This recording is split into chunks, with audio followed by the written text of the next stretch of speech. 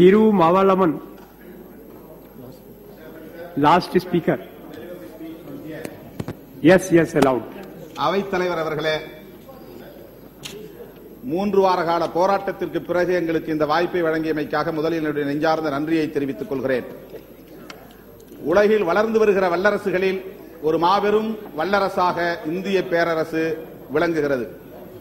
இத்தகைய இந்த பேரரசிடம் கேட்டுக்கொள்வதற்காக, வேண்டுகோள் விடுப்பதற்காக நாங்கள் இங்கே பேசிக் கொண்டிருக்கிறோம். ஈழத் தமிழர்களை காப்பாற்ற, ஈழத் தமிழர்களுக்கு ஒரு நிலையான பாதுகாப்பான வாழ்க்கையை தர இந்திய அரசால் மட்டுமே முடியும் என்கிற நம்பிக்கையோடு, இந்திய மண்ணில் வாழுகிறவர்கள் என்கிற அந்த உரிமையோடு நாங்கள் இந்திய அரசிடம் சில வேண்டுகோள்களை வைக்க விரும்புகிறோம்.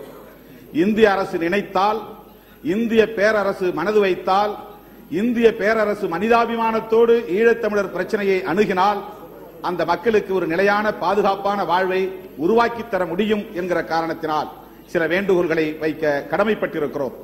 நம்முடைய வெளிவிவகாரத்துறை அமைச்சர் அவர்கள் கடந்த 2 வாரங்களுக்கு முன்பு வழங்கிய அறிக்கையில் 50,000 வீடுகளை கட்டித்தரப்போகிறோம், 1000 வீடுகளுக்கான அடித்தளத்தை அமைத்திருக்கிறோம் என்று அந்த அறிக்கையிலே குறிப்பிட்டிருக்கிறார். ஆனால் 100 வீடுகள் கூட இதுவரையில் கட்டித்தரப்படவில்லை என்பதுதான் யதார்த்தமான உண்மையாக இருக்கிறது. ஏனென்றால் அங்கே வீடுகள் இருக்கும் இடமே இல்லாத வகையில் புல்டோசர்களை வைத்து இடித்து தரைமட்டமாக்கி அங்கே ராணுவம் நிலையான ஆக்கிரமிப்பை செய்திருக்கிறது. இந்த நிலையில் ஈழத் தமிழர்களுக்கு அங்கே இந்திய அரசு எத்தகைய பாதுகாப்பான வாழ்வை உறுதி செய்ய போகிறது என்பதுதான் கேள்விக்குறியாக இருக்கிறது. எங்கள் உணர்வுகளை இங்கே விரும்பிய வகையில் எங்களால் வெளிப்படுத்த முடியாத நிலை இருப்பதைக் கண்டு நான் வேதனைப்படுகிறேன். விரும்பிய தலைப்பில் பேச முடியவில்லை, விரும்பிய கருத்துக்களை எங்களால் இங்கே சொல்ல முடியவில்லை. அந்த அளவுக்கு இந்த நாடாளுமன்ற அவையிலேயே எங்களுக்கு சுதந்திரம் இல்லை என்பதை இங்கே கண்டு நான் உள்ளபடியே வேதனைப்படுகிறேன். ஈழத்தமிழர் பிரச்சனை பற்றி பேச தொடங்குகிறோம் என்று அறிவித்தவுடன் 90% உறுப்பினர்கள் இந்த அவையை விட்டு வெளியேறிவிட்டார்கள். இதுவே ஈழத்தமிழர்களையும் இந்த தமிழ் இனத்தையும் எவ்வாறு இந்திய அரசு மதிக்கிறது அல்லது இந்த அவை மதிக்கிறது என்பதை வெளிப்படுத்துவதாக, புலப்படுத்துவதாக அமைகிறது. என்றாலும் இங்கே பல்வேறு கட்சிகளை சார்ந்த உறுப்பினர்கள் மனிதநேயத்தோடு எங்கள் உணர்வுகளை வெளிப்படுத்தி இருக்கிறார்கள். நாங்கள் இந்த அவையிலே அழக்கூடாதா? எங்கள் உரிமைகளை பற்றி பேசக்கூடாதா? ஏறத்தாழ 2 லட்சம் தமிழர்களை இழந்திருக்கிறோம். 15 லட்சம் தமிழர்கள் உலக நாடுகளில் அனாதைகளாய், அகதிகளாய் திரிந்து கொண்டிருக்கிறார்கள். நாங்கள் வாழ்ந்த பூர்வீக மண், எங்கள் தாயகம் சிங்களவர்களால் இன்றைக்கு அபகரிக்கப்பட்டிருக்கிறது. 1 லட்சம் தாய்மார்கள் இன்றைக்கு விதவைகளாக இருக்கிறார்கள். 50,000 பேர் ஊனமுற்றவர்களாக அங்கே வாழ்ந்து கொண்டிருக்கிறார்கள். ஏறத்தாழ 1 லட்சம் மாணவர்கள் பள்ளிக்கும் கல்லூரிக்கும் செல்ல முடியாத நிலையிலே அவலப்பட்டுக் கொண்டிருக்கிறார்கள். இப்படிப்பட்ட நிலையிலே ஈழத் தமிழர்களை காப்பாற்ற இந்திய அரசு என்ன செய்ய போகிறது? எங்கள் மீது பச்சாதாபம் கொண்டு, பரிதாபம் கொண்டு 500 கோடி ரூபாய் நாங்கள் ஒதுக்கி இருக்கிறோம் என்று சொல்வதனால் எங்கள் கண்ணீரை துடைத்துவிட முடியாது, நாங்கள் சிந்தியிருக்கிற ரத்தத்தை துடைத்துவிட முடியாது. ஆகவே இந்திய பேரரசு இதில் தீவிரமாக அக்கறை செலுத்தி ஈழத் தமிழர்களுக்கு அங்கே தனி நாடு ஒன்றை மீட்டு தர வேண்டும். தமிழீழம் ஒன்றுதான் தீர்வு. இந்திய அரசு நினைத்தால் அதை செய்ய முடியும். சிங்கள ஆட்சியாளர்களுக்கு தொடர்ந்து இந்திய அரசு ஆதரவாக செயல்பட்டு வருகிறது. ஆனால் சிங்களவர்கள் ஒருபோதும் இந்திய அரசை மதித்ததில்லை.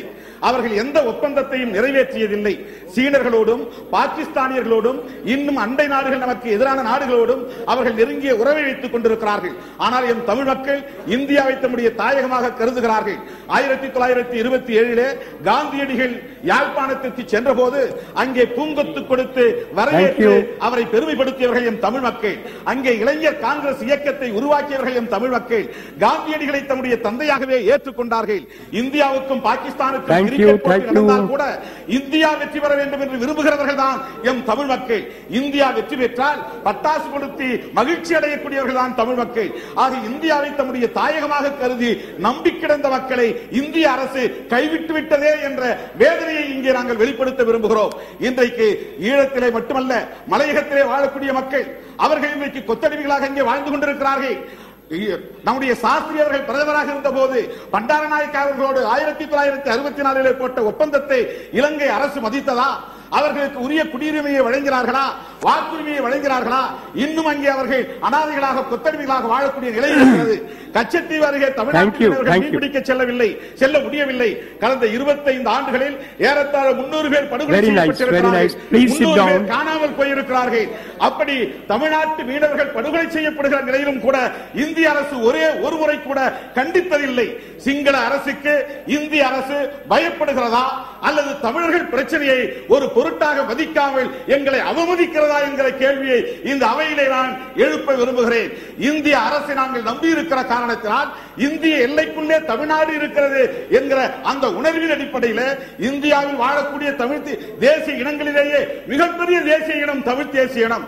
இந்தியாவில் மிகப்பெரிய மாநிலம், 7.5 கோடி மக்களை கொண்ட மிகப்பெரிய தேசிய இனம், உலகம் முழுவதும் 10 கோடி மக்களை கொண்ட மிகப்பெரிய தேசிய இனம். அப்படிப்பட்ட தேசிய இனத்தின் சார்பிலே நாங்கள் இந்திய அரசை கேட்டுக் கொள்கிறோம். உடனடியாக ஈழத்தமிழர்கள் பிரச்சனையிலே அக்கறை செலுத்த வேண்டும். ஐநா பேரவையை குற்றம் நிகழ்ந்திருக்கிறது என்பதை வெளிப்படுத்தி இருக்கிறது. அமெரிக்கா சொல்லுகிறது, இங்கிலாந்து சொல்லுகிறது, கனடா சொல்லுகிறது. ஆனால் இந்திய அரசு ஏன் இன்னும் வாய்மூடி இருக்கிறது? மனிதாபிமானத்தின் அடிப்படையில் இந்தியா அதை அணுக வேண்டும். 1.5 லட்சம் தமிழர்களை முள்ளிவாய்க்கால் யுத்தத்தின் போது பட்ட பகலில் வெட்ட வெளிச்சத்தில் உலகமே வேடிக்கை பார்த்துக் கொண்டிருப்பதை போல இந்திய அரசும் வேடிக்கை பார்த்துக் கொண்டிருக்கிறது அந்த இனப்படுகொலையை. எனவே இனப்படுகொலை குற்றவாளிகள் ராஜபக்சே கும்பலை சர்வதேச நீதிமன்றத்தின் முன்னால் கொண்டு போய் நிறுத்த வேண்டும். அவர்களுக்கு உரிய தண்டனையை வாங்கி தர வேண்டும். இந்திய பேரரசு ஒரு மாபெரும் வல்லரசு. இந்திய பேரரசு 1 கோடி மக்கள் தொகை கொண்ட ஒரு சாதாரண சுண்டைக்காய் நாடு. இது இலங்கையை போல 120 மடங்கு மக்கள் தொகையில் பெரிய நாடு இந்திய அரசு. ஏன் இந்திய அரசு அச்சப்படுகிறது? எதற்காக அச்சப்படுகிறது? இந்திய அரசு காப்பாற்ற வேண்டும். ராணுவம் இங்கே செய்கிற நில அபகரிப்புகளை தடுத்து நிறுத்த வேண்டும். அவர்கள் கலாச்சாரத்தை இந்து கோவில்களை எல்லாம் இடித்து தரைமட்டமாக்கி பௌத்த விகாரங்களை எழுப்புகிறார்கள். கலாச்சார அடையாளங்களை சீரழிக்கிறார்கள். யாம் குடியிருந்த இடங்களே அடையாளம் இல்லாமல் அழித்தொழித்துக் கொண்டிருக்கிறார்கள். அதனை ஸ்ட்ரக்சரல் ஜெனோசைட் என்று ஆங்கிலத்தில் அழைக்கிறார்கள். அப்படிப்பட்ட மிகப்பெரிய இனப்படுகொலையை செய்து